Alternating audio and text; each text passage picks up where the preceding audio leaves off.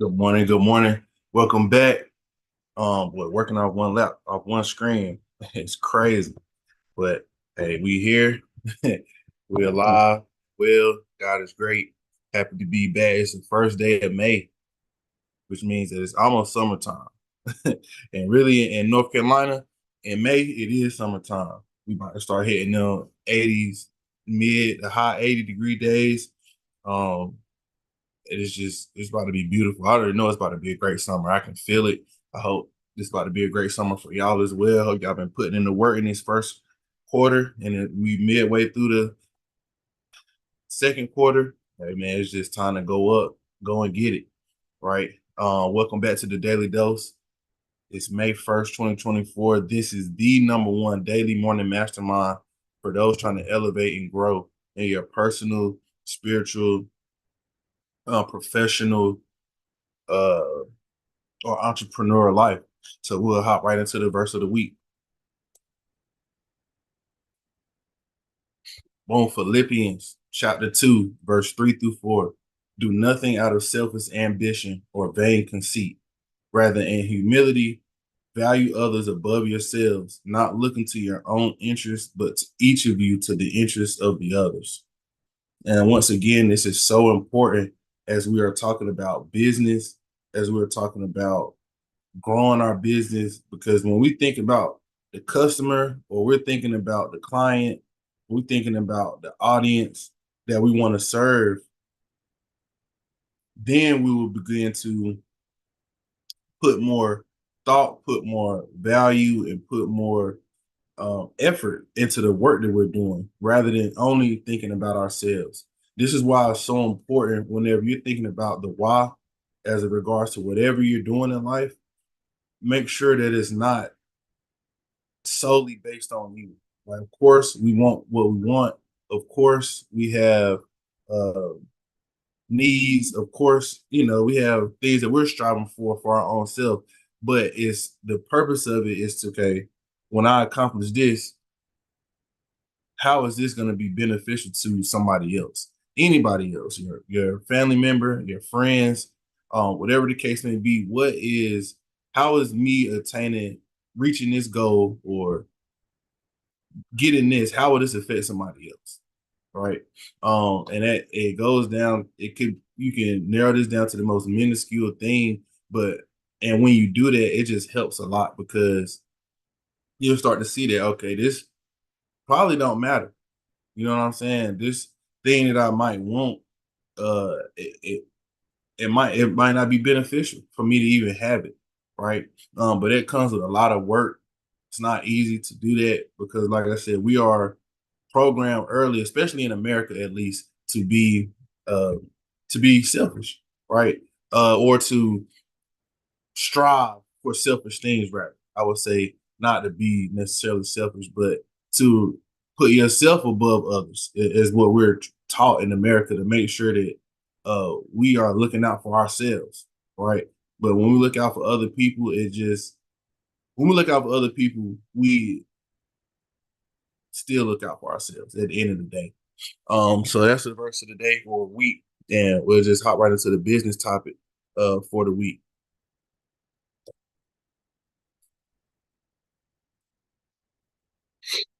So today we're going to be talking about strategic conference selection. If you ever been to a conference, you understand how important and how valuable and how impactful they can be on your life. But you don't want to just go to any conference. You don't just want to be going to a whole bunch of conferences because that could end up being a lot of money and a waste of money. So whenever you're selecting a conference that you're going to attend, you want to make sure that you are being very strategic. So we're just going to talk about some of the things you need to think about as it pertains to determining a conference to attend, whether business or for professional. Number one is to determine your objective. What are you going to the conference to do? Or what are you looking for a conference to help you with? Is it learning? Is it to grow your network? Is it to become a part of a group? What is your primary objective for the conference? And if it is, what do you want to learn? Right? Who do you want to network with? Like, what specific group of people are you trying to talk to, right? So you got to break all of that stuff down because there are different conferences for different things, and there are different niches that could support everything. For example, I'm in uh I'm in the real estate industry. I could go to a general real estate conference that talks about the real estate market, that gives you an update, that may go deep dive into maybe like how to do certain things. Or I could also think about uh or and rather I could think about conferences that could potentially support the real estate industry. Maybe I could go to a uh retirement fund conference, right? So people who are talking about IRAs and 401ks and how to invest them. I could go to conferences, private equity conferences. I could go to uh, construction trade shows. I could go to interior design conferences. Just all of these things are another part of real estate, but they cover a different niche and they cover people that I might want to network with or things that I might want to learn for whatever particular reason. And they all encompass something about real estate that I might be able to use. So outside of your primary objectives, also think about topics that support your objectives because that's another way that you can greatly achieve some of your goals, and you might be able to hit them faster because you have a targeted pathway to go. Next thing, once you see these conferences, make sure you review the speakers and the agenda. Look up the speakers. It ain't nothing worse than going to a conference and the speakers are people who are not valid, right? And that's great. What makes a speaker valid is you want to check their resume, see what they have done, see if you can find them on LinkedIn. You're not going to always, or social media, you're not going to always be able to find none or information about them, but you should, right? If they're a speaker. If they're a speaker at a conference, you should be able to find some type of information about them and see the things that they have done or maybe seen somewhere else they have spoken at. And make sure you review the agenda as well, um, so you know that whatever when you go into the conference is going to be beneficial to you as well. Take note of the breaks. Take note of the itinerary so that you can know which ones you might want to attend. Some of the sessions might be a waste of time for you to attend at a conference, and you might just want to go do something else in that city. So just make sure you note that as well as you're going through the conference selection process. Next thing is to review your ticket options. Of course, just like a concert or something, you got different ticket levels when it pertains to these conferences, and those are going to get you in the doors of different opportunities. So you want to make sure that you are looking closely at what the different ticket options are and to see exactly what you will have access to as it pertains to your goals, your objectives, and your needs. Super important. If you find a conference, try to take a look at the recap of the past conference if they have it on YouTube, or maybe you can buy a virtual one of last year just to see if you think it'll be beneficial to go this year. See if they're doing the same exact information from last year, or if they're going to be switching it up. Because if you can just because like I said, it's based on your objective. But if you're going somewhere to learn and the conference is going to be covering the same exact topics as last year, then you can literally just buy the recap of last year. That's why it's important to look at the agenda because sometimes that's all these conferences do. They just do the same thing over and over again each year, and they make money off of it. But it's something that you want to be aware of so that you're not wasting money um, on certain conferences and making sure that you're making the best decision on the conferences that you need to go to. If possible, speak with past conference attendees, ask them how they went. Most of the time, you can find definitely, at least on LinkedIn, people will be talking about them being at a certain conference. Just DM them, ask them what they felt about it, ask them, how was it? Did they feel like it truly was impactful, or you can also ask them what was their main reason for going, so you can maybe kind of align and see if that aligns with what you were trying to do, and if they thought it was beneficial for what they were doing, and you can make that assessment for yourself. Speak with them, see if and this will also help you determine if it'd be beneficial as well. And this is, it might be like, okay, well, I do all of this, but like I said, this is about being strategic. We want to be very dialed in with what our goals are for attending a conference, right? Super important for professional and for business development. You might be looking for another vendor. It's so many things that you can find at conferences that you just want to be aware of. And this is how you meet people from really all over the world. When you in the people, a lot of people from all over the world come to America, but if you have a business that you think could go global, try going to a global conference, right? Or about whatever topic. I'm telling you, it'll change everything. Assess the cost.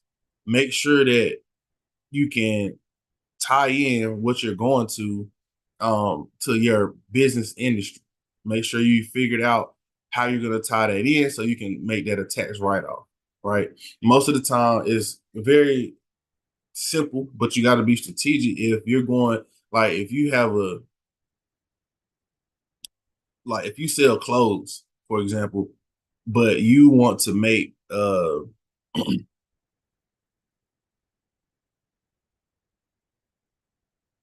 clothes for a certain, like, let's say you want to make clothes for NASCAR pit people, whatever. Like, you want to make their uniforms. Well, that's you would go to a car conference to justify that or something like that. You know what I'm saying? It was just something random I thought of. But you could uh just make sure that you can tie that in so you will be able to have a reason to write it off if you are, it kind of might seem out of pocket or with what your business does. Or if you're going to level up your career, then your employer might pay for it. And I spent a lot of time talking about these conferences with business reasons, but I don't like 70%, or it might be up to 80% now of jobs are never even posted online, right? So you can look at all the jobs that are online and know that that's only 20% of the jobs that are available. Most of those, all of those other jobs, the 80%, they're getting filled by word of mouth and in-person connections or in-person or just by referrals. So you can go to a conference and definitely, based on your charisma, based on your resume, based on your work or perceived work ethic, you can secure a contact that could help you level up your career. And then another thing is to make sure you plan that conference schedule when you get it. Note any key opportunities for networking. Like I said, the breaks, if they have a meet the speaker portion or whatever that case may be, make sure that you note those opportunities because that's going to be huge for you. Have your talking points ready. Don't just, like I said, we talked about our pitches. We talked about our 30-second elevator pitch. Have your talking points ready for whatever it is that you need to discuss. Have it prepared. Be prepared to introduce yourself. And I got in parentheses ask because you want to be prepared to make your ask. And don't be scared to do it. Whatever you need, ask for it. If you need capital, ask. If you need a career opportunity, ask. If you need to be introduced to somebody, ask. Have that talking point ready um, for just ready to go because you never know when that moment really is going to be as you're planning your conference schedule to be able to do that. But plan or have that ready and be prepared with any information. Have your business cards, have a digital business card, have any presentations that you need to make to be able to quickly be shared via email. It sometimes, well, a lot of times, deals is about how fast you can execute. So if you have something, for example, you want to pitch to somebody, you run into them in the morning of the conference, and you connect with them, you get their email, and you available to just quickly send over the information that you want them to look at, you might have an answer for you by the end of the conference or the end of that day, right? It's all about just being prepared, knowing exactly what it is that you want to accomplish for this, and taking all these things into consideration. And then lastly, I just have a major key that will help you become the go-to person for your industry, for your field, and you can receive a lot of connections as well. And it's kind of the reverse of you going out and seeking all of these opportunities is going to be becoming a speaker. If you can, if you feel like you're confident enough, you feel like you've done enough and you accomplished enough to become a speaker, or you know enough to become a speaker at a conference, fill out the form and ask to become a speaker. And once you get on stage, you start sharing your experience, people will be coming to you with opportunities, with questions, and then you'll be able to um, become a leader in your industry. You'll be able to grow your network that way. So these are some huge tips to strategic conference selection, just making sure that you're making the most use out of your time, your money, and your efforts. Then we'll hop into the self-development topic for today. I feel like it's super important for us to do this whenever I start thinking about it. So I thought about what I kind of got into last year. I haven't really deeply dove into it, but I'm excited to dive deeper into it. And it's going to be exploring your ancestral roots, just really going into your family history and understanding that. I'm going to go over some of the benefits of it, and then I'm going to go over some ways to do it. Number one, when you explore your ancestry, you get to it helps you understand and identify yourself. When you can understand um, how, even starting with your dad or your mom, how your parents were or are. You understand how your grandparents are, both sets of your grandparents, and you understand maybe how your great grandparents are by asking your grandparents questions like how they were, how they handle certain situations. You can begin to identify where certain things come from within yourself, how why you act the way you do, why you say the things that you say you do, how this comes off to you, and how your perception of things could be different based on the information that you get from exploring your family history and understanding those people. And like I said, it can just help you to be like, oh, okay, no, I think this way because of that. Oh, I feel this way because of that. And it helps you just to, and that's beneficial because a lot of us don't know why we feel the way we feel about certain things, or we don't know why we think the way we think. But it helps us to do that when we can deep dive into our family history and explore those. Next one is to connect with your cultural heritage, right? So this is very broad, but also is very deep. Like most of us, most Black people in America, either, well, it's two things. And uh, so one, you could have been a Black person, or you could have been a Native American who was Black, for lack of better terms, when I'm saying the word Black. But you could have been a Black person that was not from Africa, that was from Native America. Or you could have been a Black person that was from Africa and came over here. But when you can deep dive into your family history, you will understand that, and then you can connect with your cultural heritage, because that also plays a key factor into, what's been passed down through your lineage and your family, things like that. One of the biggest benefits to exploring ancestral roots is to uncover and heal intergenerational trauma, and to really break any generational curses. When we can understand who, or the things that maybe have happened in our history, and we can break those things, right? We can actively seek to break those generational curses and become better and heal from those, so that we don't pass those down to our children, right? It's so important to understand any type of intergenerational trauma that's been going on in our families. And and really in the Black community, we have a lot, right? It's so much, so many things span, and so many things don't get talked about for whatever reason. But when you can uncover those things and have uncomfortable conversations, and you as a person can begin to heal. You can't heal nobody else, but you can break curses, and you can break the trauma that's for your own life. It can also help you find meaning and purpose from other family members' stories. So, like, if learning about what somebody else did, maybe your uncle or your cousin, or like second cousin down the line, or maybe somebody way like deep in your family history did something like profound, or just show a high level of resilience, or they was able to accomplish certain things in their life. This can help you find meaning and purpose. Like, okay, maybe this is the way that I'm supposed to go. Maybe this is how I'm supposed to uh, direct my talents and my skills based on like how this person was able to do it. All right, so it can also help you find meaning and purpose for sure.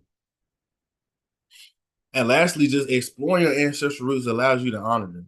Right, we all came from somebody else and they all did something for us to be able to even be here, right? So we uh want to honor them and thank them for, you know, just living life, right? And just blessing us with the gift of life and just honoring them because they lived, they went through things, and they was in our family. So want to make sure that we take the time to do that. A few ways to learn more about your family is through family trees, if your family has one, and also through word of mouth, just by speaking with your family members, asking just asking people about different people in your family, and try to ask as many people as possible, especially the older people in your family, because they're gonna know the people who have already passed away. DNA testing. There's many websites out here you can get your DNA tested, send it off, and it'll tell you exactly what's in your DNA, and you can look up some of those types of, or you can look up, where you're from and all of that type of stuff. And some websites will also give you the information based like people in your family that you can reach out to that may be close to you in your same city, state, or just in the same country. And then lastly, visit the places where your family was at. So if you don't live, or if you didn't grow up in the same city as your family was kind of based in, go back to that city and kind of explore the areas that they walked on, see the stuff that they saw. Right, of course, it's gonna be a little different. Well, maybe a lot different now based on whatever city that was. But when you go to those places, you can feel uh encouraged and you can feel kind of how they were, how they live, right? You can just sense it. By visiting, you can learn more about it, visiting the places that they walked, maybe the houses that they lived in, all these different things will just help to understand you, help to understand your family history. But that'll wrap it up for today. It is May 1st. May, one of the best months of the year. Uh just continue to stay disciplined, continue to stay consistent, and let's stay focused on God and putting others above ourselves. That'll wrap it up for today. I hope everybody has a blessed Wednesday and just finish out the week strong. Catch y'all tomorrow at 7 a.m.